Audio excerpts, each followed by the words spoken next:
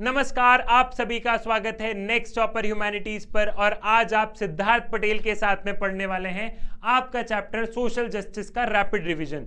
Rapid revision क्या है भैया? रैपिड रिवीजन का मतलब यह है कि मैं इतने बड़े चैप्टर को क्या करूंगा, मात्र 10 से 15 मिनट में आपको समझा दूंगा। अगर आपको सोशल जस्टिस वाले चैप्टर को डिटेल में बहुत अच्छे से समझना हो तो इसी वीडियो के डिस्क्रिप्शन में सोशल जस्टिस वाले चैप्टर के वन शॉट रिवीजन की लिंक लगाई हुई है। वहां से आप क्या करोगे, वहां से आप पूरे चैप्टर को डिटेल में बहुत अच्छे तरीके से समझ लोगे। तो विदाउट वेस्टिंग मच टाइम हम स्टार्ट करते हैं हमारे चैप्टर सोशल जस्टिस से। सबसे पहले सवाल आता है जस्टिस क्या है, ठीक है, न्याय क्या है। अगर आप देखोगे तो जितने भी कल्चर है, जितने भी ट्रेडिशन है, वो सभी जस्टिस के क्वेश्चंस पर बात करते हैं। सभी के सभी क्या बोलते हैं, सभी के सभी जस्टिस के उस पर क्वेश्चन मार्क रहता है। मतलब सभी के सभी का अल्टीमेटली पर्पस रहता है न्याय, जस्टिस।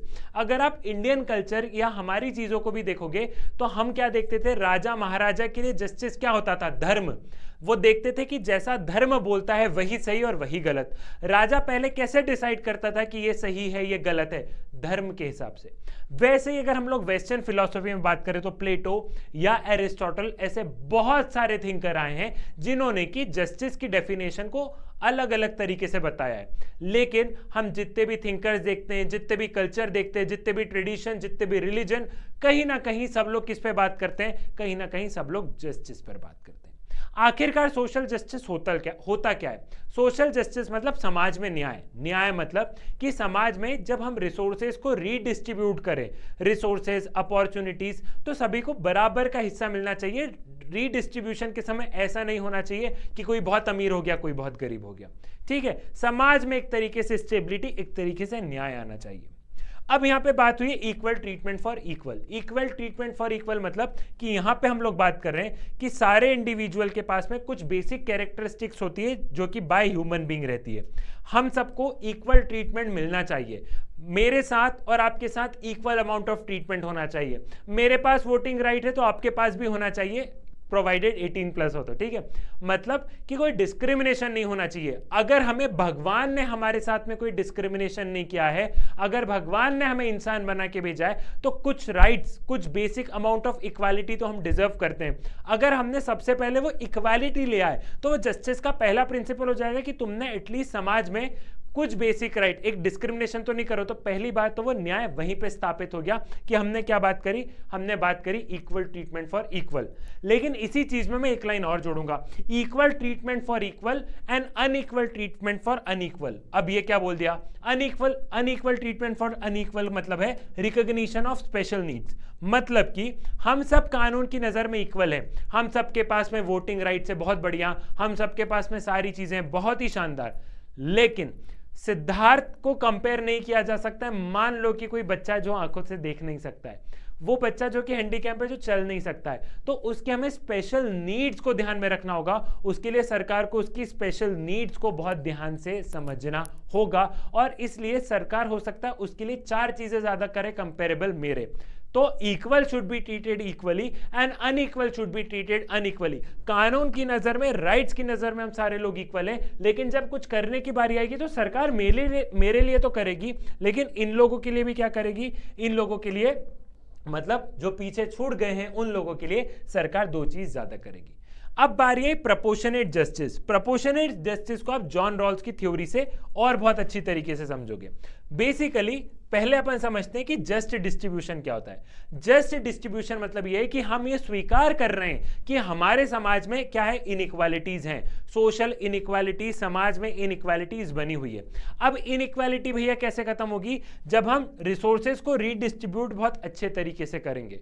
रीडिस्ट्रीब्यूट मतलब जब हम बात करेंगे वेल्थ, प्रॉपर्टी, सारी चीजों का जब रीडिस्ट्रीब्यूशन, या जब हम सरकार किसी के लिए कुछ एक्स्ट्रा एफर्ट्स करेगी तो वही कि सरकार को उसके लिए ज्यादा करना पड़ेगा जो कि रेस में पीछे छूट गया है। जो गरीब व्यक्ति है उसके लिए सरकार को ज्यादा करना पड़ेगा रेदर देन अमीर व्यक्ति। तो जब भी रिसोर्सेज, जब भी पॉलिसीज, जब भी कुछ बनाने की बात होती है तो जस्ट डिस्ट्रीब्यूशन होना चाहिए। मतलब कि आप सभी लोगों के लिए एक जैसा नहीं कर सकते हो, सभी लोग आप लोगों के लिए एक जैसे हैं, लेकिन जो रेस में पीछे छूट गया उसको आगे पकड़ना पड़ेगा ना, उसके लिए अपने को पुश करना पड़ेगा ना। वही वाली बात है, टॉपर को तो टॉपर कोई भी बना देता है, लेकिन एवरेज को जो तो टॉपर बनाए वो वो क्या होता है, वही तो माहिर होता है, और उसीलिए क्या है, नेक्स्ट टॉपर्स है। ठीक है भैया, जस्ट डिस्ट्रीब्यूशन मतलब समझ में आया। अब बारी आती है John Rawls theory of justice. Basically John Rawls theory of justice ये बात करते हैं, एक एग्जाम्पल के माध्यम से समझाऊंगा। ठीक है, मैं केक लेके आया और मैं केक को काट रहा हूं।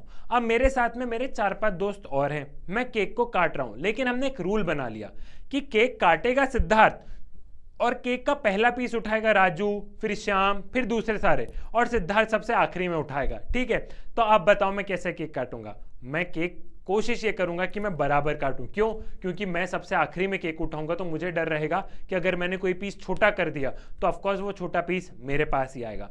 तो यहाँ पे मुझे डर बना हुआ है। तो बेसिकली जॉन रॉल्स क्या बोल रहे हैं, जॉन रॉल्स यहाँ पे बेसिकली बात करते हैं वेल ऑफ इग्नोरेंस की।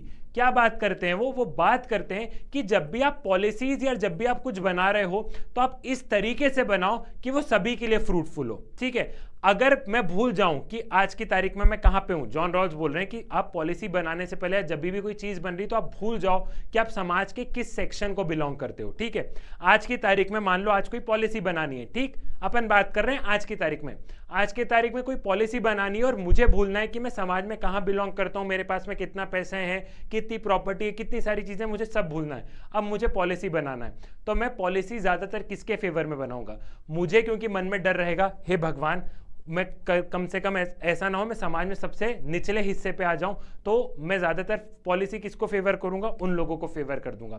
तो वही जॉन रॉल्स बोल रहे हैं कि जब आप सही तरीके से क्या करोगे, जब भी आप कोई पॉलिसीज और जब भी आप कोई सी चीज बनाते हो तो आपको एक चीज का ध्यान रखना है। क्या ध्यान रखना है? कि वो जस्ट हो, वो पॉलिसी बहुत सही हो, मतलब कि जिसके लिए पॉलिसी, आपको अमीर के लिए नहीं बनाना। अगर मैं आज मान लो मैं हूं सरकार में और मुझे बता दे कि चलो पॉलिसी बनाना है, तो मैं हमेशा पॉलिसी अपने को फेवर करने बनाऊंगा। नहीं, लैंड एक्विजिशन नहीं होना चाहिए, मेरी प्रॉपर्टी चली जाएगी, एग्जाम्पल के लिए समझो। ठीक है, ऐसा नहीं होना चाहिए, मेरा नुकसान हो जाएगा। नहीं, जॉन रॉल्स यही तो बोलते हैं कि जब आप पॉलिसी बना रहे हो, एक इमेजिन करने के लिए बोलते हैं कि आप इमेजिन करो आपको नहीं पता है कि आप सोसाइटी में किस सेक्शन को बिलोंग कर रहे हो। अब जब आपको नहीं पता है कि आप किस सेक्शन को बिलोंग कर रहे हो तो जब आप पॉलिसी बनाओगे तो वो सही रहेगी। सेम केक के वे में, एग्जाम्पल केक से रिलेट करने की कोशिश करो कि केक मैंने काटा और अगर सबसे आखिरी में मुझे केक मिलेगा तो मैं कोशिश करूंगा ना कि मैं बराबर हिस्से में काटूं।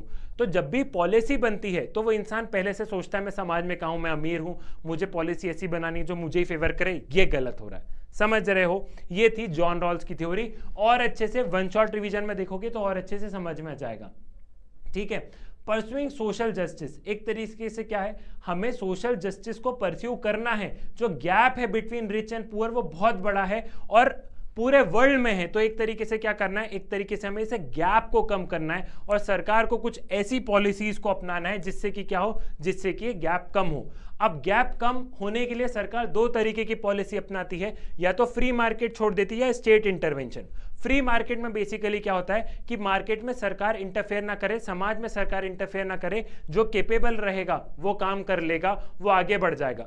बार बार सरकार इंटरफेयर करती, बार बार सरकार कुछ लोगों के लिए ज्यादा कर जाती है, तो वो सरकार उन लोगों को आलसी बना रही है। ये जो फ्री मार्केट वाले लोग रहते हैं, फ्री मार्केट के जो पॉलिटिकल थ्योरिस्ट रहते हैं, उनका ये कहना है कि फ्री मार्केट से क्या हो रहा है कि सरकार लोगों को आलसी बना रही है। ठीक है, तो मार्केट पे चीजें छोड़ दी जाए। और कुछ लोग रहते हैं जो स्टेट इंटरवेंशन पे बात करते हैं, उनका क्या मानना है, उनका मानना है कि नहीं, समाज में इनइक्वालिटी है भैया, समाज में इनइक्वालिटी है तो सरकार, स्टेट का इंटरवेंशन होना जरूरी है ताकि वो इनइक्वालिटी से कोशिश क्या करे, इक्वालिटी के टुवर्ड्स बढ़े।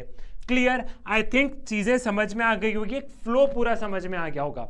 फिर भी अगर डिटेल में पढ़ना है तो मैंने बताया वन शॉट रिवीजन जाके देख सकते हो। तो जिस तरीके से ये तीर निशाने पर लगा है उसी तरीके से आपको क्या करना है, आपको अपने लक्ष्य तक पहुंचना है। और अगर आपको अपने आप पर भरोसा रहेगा ना तो आप जरूर अपने लक्ष्य को हासिल कर सकते हो, क्योंकि जो बच्चा अपने आप पर भरोसा रखेगा, नहीं मैं कर लूंगा, तो वो वाकई में कर लेगा। और जब सपना देखना है तो बड़ा देखो, आप बिल्कुल कर सकते हो और आपको करना ही है। सबसे पहले अपने लिए, अपने माँ बाप के लिए और अपने देश के लिए।